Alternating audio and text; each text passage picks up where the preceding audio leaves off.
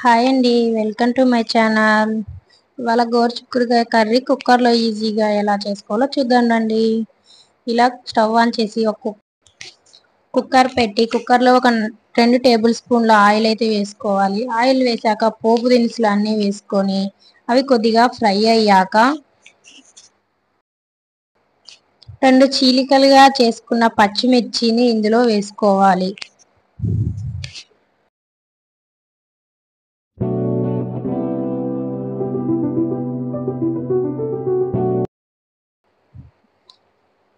సన్నగా తరిగిన ఒక ఉల్లిపాయను ఆయిల్లో కొద్దిగా ఫ్రై చేయాలి.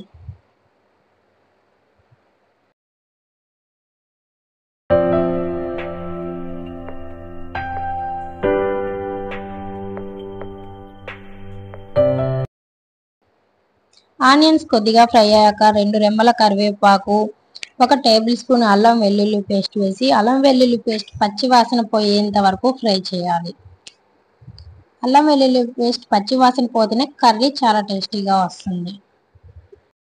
అల్లం వెల్లుల్లి పేస్ట్ ఫ్రై అయ్యాక 4 సన్నగా తరిగిన టమాటా తరుగు ఇందులో వేసుకోవాలి. కొద్దిగా పసుపు, మన టేస్ట్కి తగినంత సాల్ట్ వేసుకొని టమాటా ముక్కలు కొద్దిగా మెత్తపడేంత వరకు మగ్గనివ్వాలి.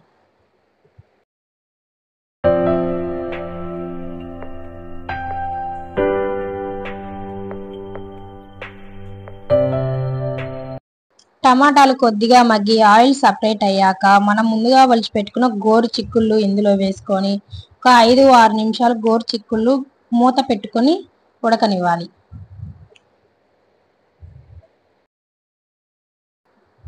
ఒక 5 నిమిషాల తర్వాత ఇలా మూత తీసి చూసిన తర్వాత మనకు టేస్ట్కి తగినంత కారం, నాకు 1 టేబుల్ స్పూన్ కారం వేసాను. కారం కానీ ఒక 2 మినిట్స్ మగ్గాక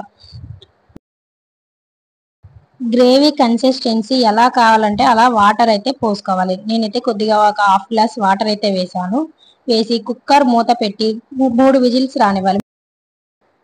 3 విజిల్స్ వచ్చాక కర్రీ ఇలా బాయిల్ అయి ఉంటుంది. దీంట్లో ముందుగా మనం పట్టి పెట్టుకున్న మసాలా, ధనియాల కొబ్బరి కలిపి మిక్సీ వేసుకున్న పౌడరు, కొద్దిగా కొత్తిమీర వేసుకొని ఒక 2 మినిట్స్ గ్యాస్ మీద నుంచి కట్టేయాలి. ఈ వీడియో కనుక మీకు నచ్చినట్టయితే like, share and subscribe. Thank you for watching my video.